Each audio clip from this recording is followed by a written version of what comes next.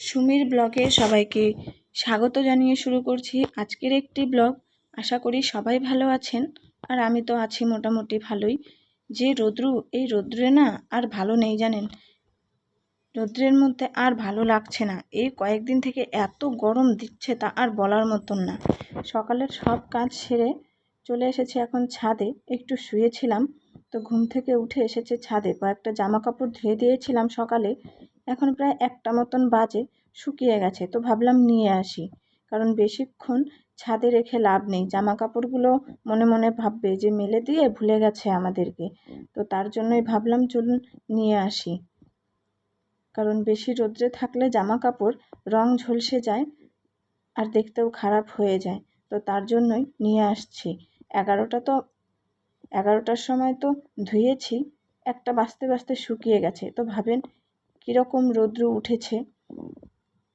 আজ রোদ উঠলেও সুন্দর হাওয়া আছে বাইরেটা, দেখছেন গাছের পাতাগুলো কি সুন্দর নড়ছে, চারিদিকটাই বেশ সুন্দর হাওয়া বইছে। এই জন্যই ছাদে এসেছি আরও বিশেষ করে, যে যাই একটু ছাদে বসে হাওয়া খেয়ে আসি। দেখেছেন বেল গাছটা কি সুন্দর করে নড়ছে ডালপালাগুলো, ওরাও আজ খুব খুশি।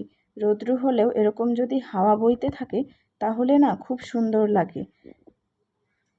তাই একটু বাইরে দিয়ে ঘোরাঘুরি করছিলাম। বাইরে আর কোথায় যাব, আছেই তো বাইরের মধ্যে আমার এই একটা ছাদ, তাই ছাদেই চলে এলাম একটু ঘোরাঘুরি করতে। এই দেখুন এই গাছটা, এর আগের দিন ব্লগে দেখেছেন কিনা জানি না, এই গাছটা প্রায় আধমরার মতন অবস্থা হয়ে গেছিল। ছাদ থেকে নামতে নামতে দেখি আমার দেওর ওর মেয়েকে নিয়ে আমাদের বাড়িতে আসছে।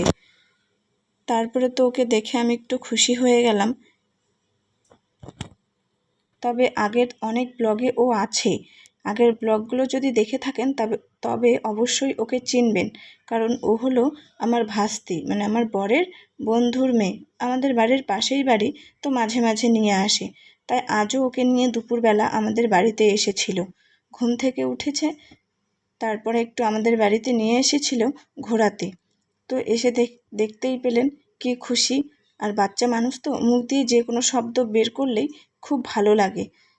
তারপরে বিকেলবেলায় আমার সব কাজ করা হয়ে গেছে, কিছু খেতে ইচ্ছে করছিল, তাই ঘরে চানাচুর রাখা ছিল, তো চানাচুরটাই মাখা করে নিলাম। চানাচুরের ভেতরে অল্প পেঁয়াজ কুচি, একটু আচারের তেল, একটু সর্ষের তেল আর একটু লবণ দিয়ে মেখে নিয়েছি, ব্যাস হয়ে গেল।